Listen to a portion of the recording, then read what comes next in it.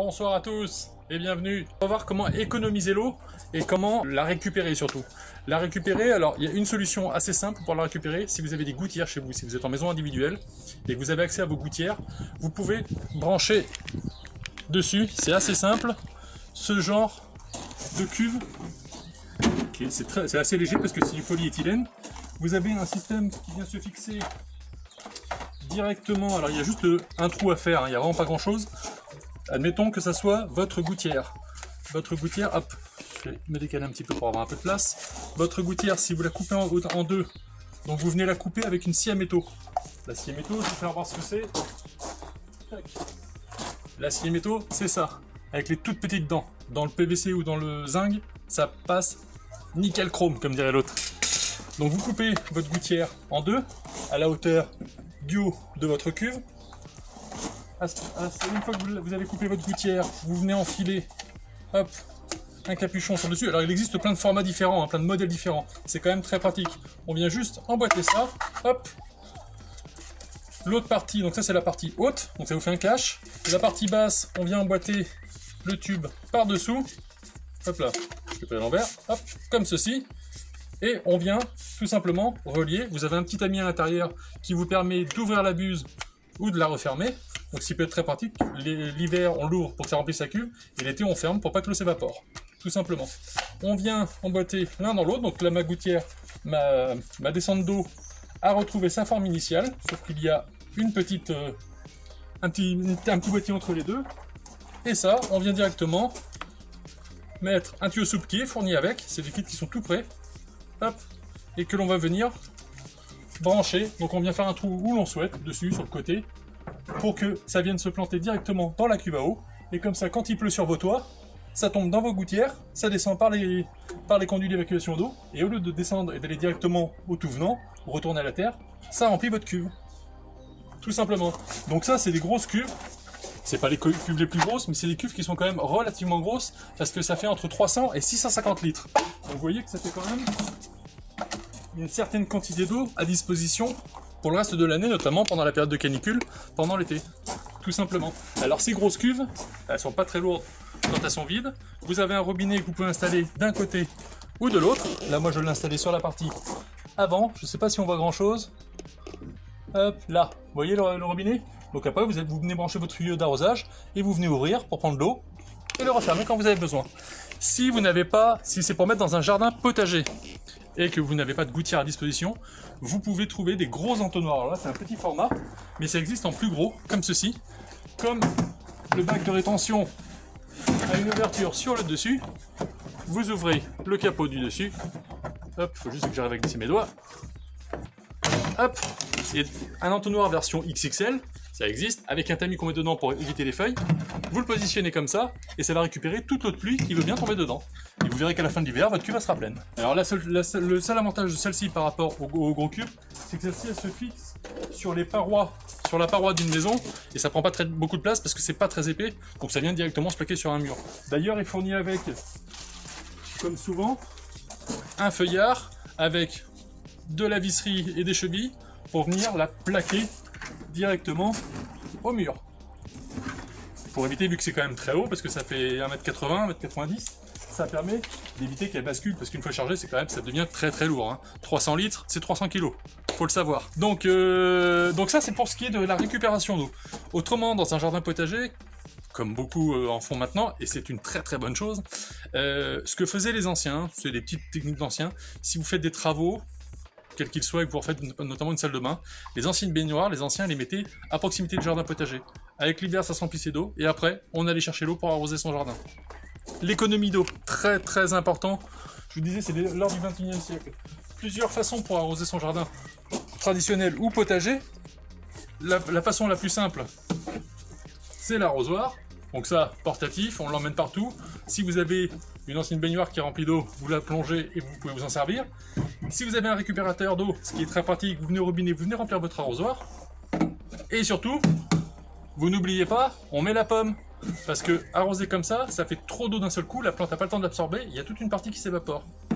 Il vaut mieux en mettre moins, mais que ça soit diffusé par petits filets d'eau, L'avantage, c'est que la terre a le temps de l'absorber et la plante a le temps d'en profiter réellement. On n'oublie pas, par contre, on arrose le matin et le soir, ou le soir, mais pas en pleine journée. Et surtout, on arrose au pied de la plante, au pied de du légume ou du fruit, peu importe. Toujours au pied, jamais sur les feuilles. Pourquoi? Parce qu'avec la réverbération, ça va les faire cramer. Elles vont brûler. D'accord? Donc, la pomme d'arrosoir, quand vous achetez un arrosoir, 9 fois sur 10, c'est fourni avec. C'est tout simplement dedans. Et cette pomme d'arrosoir, beaucoup de gens ont tendance à le laisser à côté et se dire l'arrosoir ça va plus vite, ça se vide plus vite, ça se remplit plus vite, ça se vide plus vite. Erreur grossière, la pomme d'arrosoir c'est hyper important. Les anciens s'en servaient, les récents s'en servent aussi, il faut se servir de ça. C'est ce qui fait un arrosage beaucoup plus homogène. Si vous voulez pas vous embêter avec un arrosoir et que vous voulez vous servir de tuyau d'arrosage, parce que vous avez un jardin d'une dimension standard et que le tuyau d'arrosage permet d'accéder un peu partout, favorisez ce genre de produit. C'est des petites pommes, petites douchettes, donc on vient brancher le raccord, c'est un raccord rapide, sur le tuyau. Après on vient mettre la douchette. Et c'est pareil, ces douchettes sont toujours fournies, ou la plupart du temps, sont fournies avec plusieurs jets différents. Vous n'avez uniquement à le tourner pour choisir. Favorisez ces petites plus fines, ces petits logos que vous voyez là, plutôt que ces gros logos là. Les 3 traits, c'est un jet fort. Ça abîme votre végétation, et en plus ça n'arrose pas bien. Une petite plus fine, il n'y a pas besoin de rester beaucoup plus longtemps, un tout petit peu plus. Mais par contre, la petite plus fine fait que ça pénètre très bien en terre. C'est exactement comme les problèmes des intempéries à l'heure actuelle.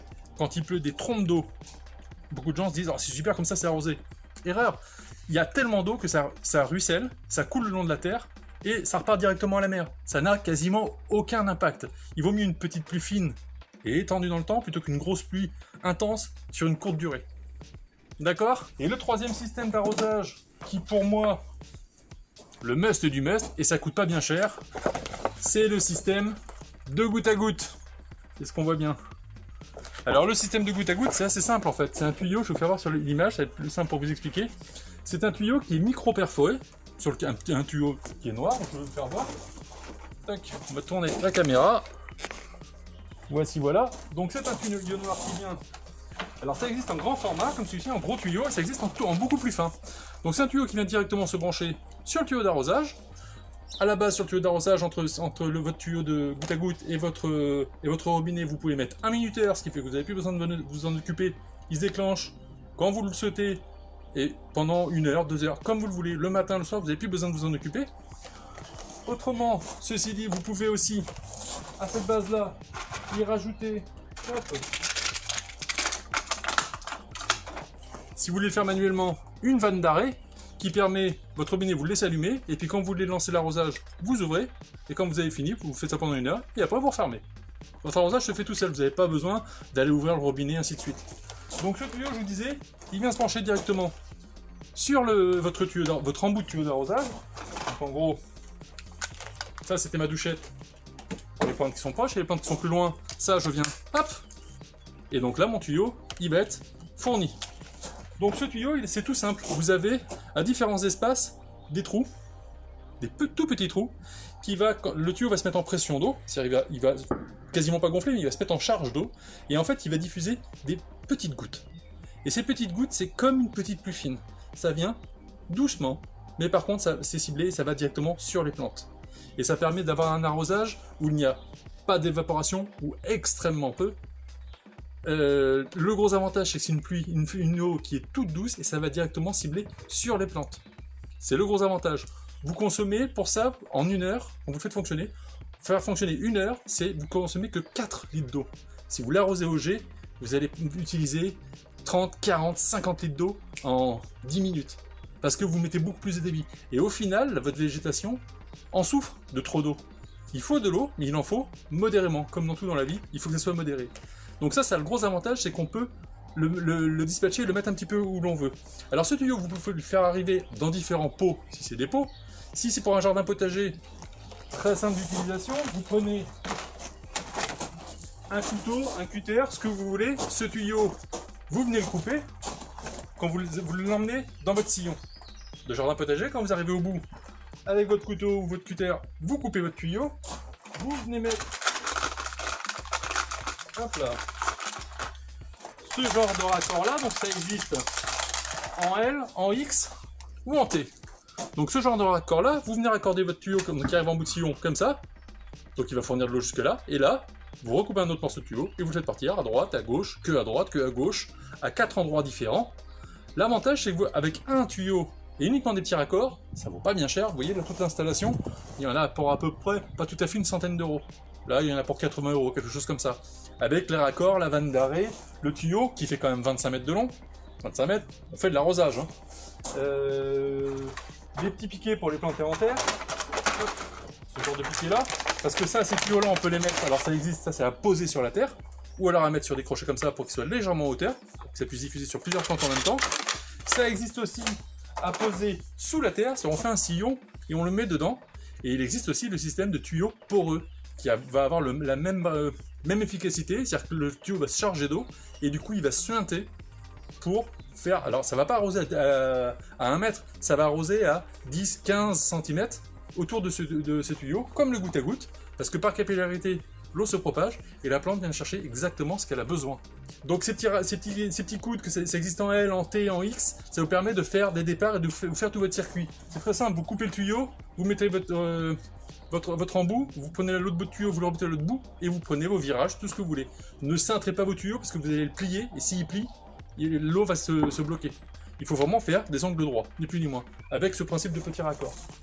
Donc ça, c'est quand même très très pratique. Et il y a un autre petit système qui va sur ce genre de tuyau là, qui est aussi très pratique. C'est ces toutes petites buses. Je ne sais pas si on voit bien. Ça existe dans différentes sortes, soit pour arroser que d'un côté, soit pour arroser à 360 degrés. Dans ce petit... sur ce tuyau, on vient tout simplement... Avec un outil, ça doit valoir 5-6 euros. On vient piquer le tuyau, ça vient faire un tout petit trou. Et ça, on vient le visser dedans. Et quand l'eau va arriver, quand le tuyau va se mettre en pression, grâce à ces petits aspergeurs, ça va vous faire un petit parasol d'eau qui va permettre d'arroser un petit peu plus loin ou 2 rangs en même temps. D'accord? En tout cas, chose primordiale, on fait attention et on économise l'eau. L'eau, je vous dis, c'est vraiment l'or du 21e siècle, il faut vraiment faire attention.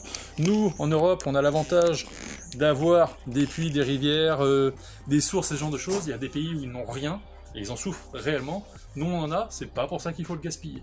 D'accord? Si tout le monde y met un peu du sien, on peut arriver à fournir de l'eau toute l'année, à beaucoup plus en population, et surtout de pas vider les réserves.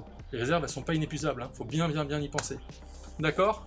Donc pensez, récupérateur d'eau, entre le récupérateur d'eau et le système de goutte à goutte, on va dire que vous en avez pour 150-200 euros, en fonction du modèle que vous prenez.